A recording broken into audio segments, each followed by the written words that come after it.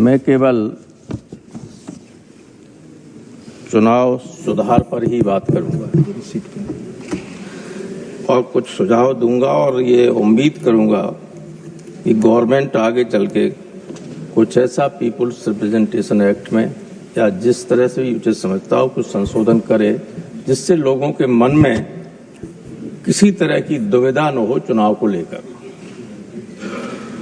पहला सुझाव तो मेरा यह है कि जिस दिन इलेक्शन कमीशन के कंपोजिशन के बारे में संशोधन किया गया, चीफ जस्टिस को हटाकर उसकी जगह एक मिनिस्टर को कर दिया गया।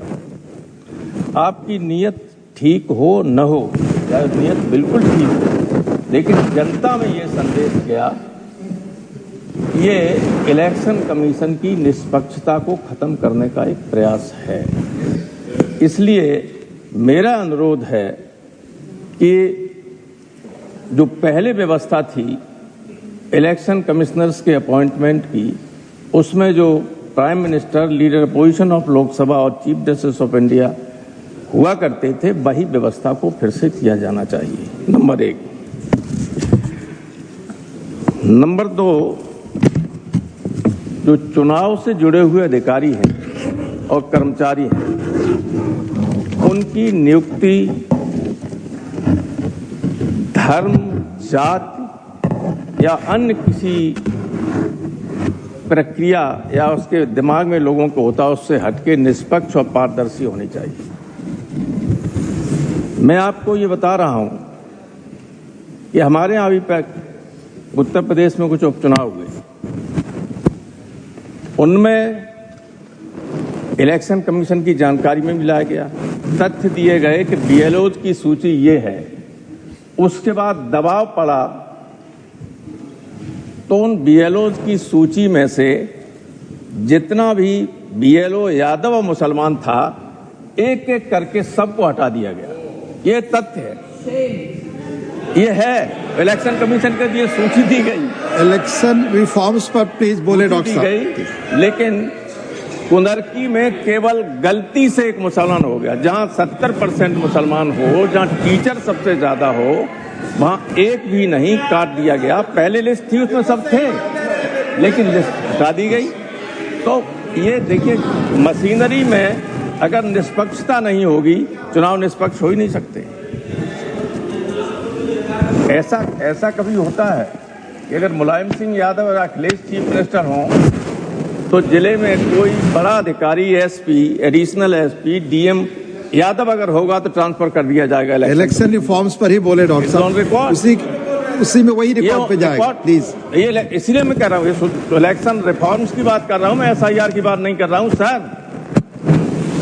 इलेक्शन कमीशन को इसलिए कोई ऐसा होना चाहिए, अपॉइंटमेंट किए जाएं, सारी सूची बीएलओज की है, उसमें आप कंप्यूटराइज करके रैंडम सिस्टम से चुन लीजिए।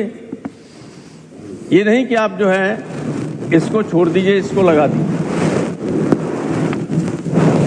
पीपुल्स रिप्रेजेंटेशन एक्ट में यह है कि वोटर को लाना बूथ तक और या उसको रिश्वत देना ये करप्ट प्रैक्टिस है, और ये सिद्ध हो जाता है तो चुनाव रद्द हो जाता है। तो हम लोगों ने नहीं देखा क्या हुआ, रेलों में कैसे लोग आ रहे थे,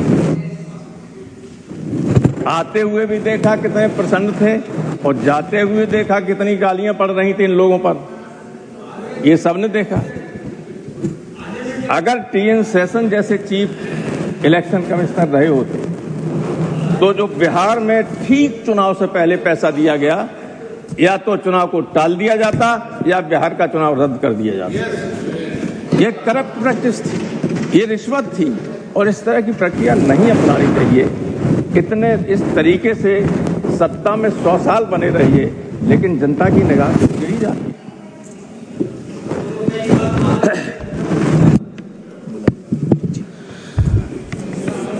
एक पहले व्यवस्था थी सर कि जब वोट पड़ता था, वोट वाले दिन बैलेट पेपर को लेके जो गाड़ी जाती थी, ये व्यवस्था की थी सेशन ने कि पॉलिटिकल पार्टी के लोगों को सूची दी जाएगी कि इस बूथ से लेके इस बूथ तक बैलेट बॉक्स को ले जाने वाली गाड़ी का नंबर ये होगा और उसके पीछे पॉलिटिकल पार्टी के आदमी मोटरसाइकिल से या किसी तरीके से जा सकते हैं स्ट्रांग रूम तक। और स्ट्रांग रूम में जब बैलेट या ईवीएम रखी जाएगी या बैलेट पेपर बॉक्स रखे जाते थे तो सारे एजेंट्स की उपस्थिति में या कैंडिडेट्स की उपस्थिति में पहले स्ट्रांग रूम को दिखाया जाता था, उसके बाद सील वो रखी जाती थी उसमें और सील की जाती। वो प्रक्रिया अब उस तरह की रह नहीं गई, वही होनी चाहिए। दूसरे जो खाली ईवीएम हैं उनको उस परिसर में नहीं रखा जाना चाहिए जहां पर स्ट्रांग रूम। ये इलेक्शन कमीशन के निर्देश भी हैं, इसके बावजूद ये होता है और बाद झगड़ा होता है। झगड़ा हुआ था बनारस में कि नहीं हुआ, कई जगह हुआ। हालांकि वो खाली थी ईवीएम मशीन, लेकिन लोगों को संदेह होता है कि ये कहाँ जा रही ईवीएम मशीन है, कहाँ से लिए जा रहे। स्पष्ट निर्देश हैं तो उनका पालन होना चाहिए कि जिस परिसर में, जिस प्रेमिसेस में स्ट्रांग रूम है, वो ईवीएम रखी जा रही हैं, उस परिसर में खाली ईवीएम नहीं रखी जानी चाहिए।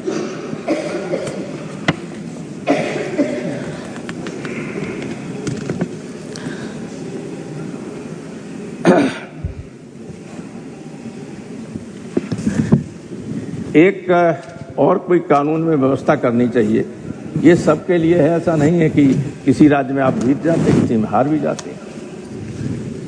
कि जो अधिकारी पोस्ट होते हैं जिलों में, चुनाव आने से पहले कुछ दिन पहले बड़े पैमाने पर उनको हटाकर दूसरे अधिकारी पोस्ट किए जाते हैं और अधिकारी पोस्ट करने का अधिकार वहां की सरकार को होता है। व्यवस्था होनी चाहिए। मेरा सुझाव है कि चुनाव होने से 4 महीना पहले तक जो अधिकारी पोस्ट किए गए हैं चुनाव की दृष्टि से, उन सबको इलेक्शन कमीशन हटाए और इलेक्शन कमीशन अपने तरीके से उन जिलों में नई पोस्टिंग करे।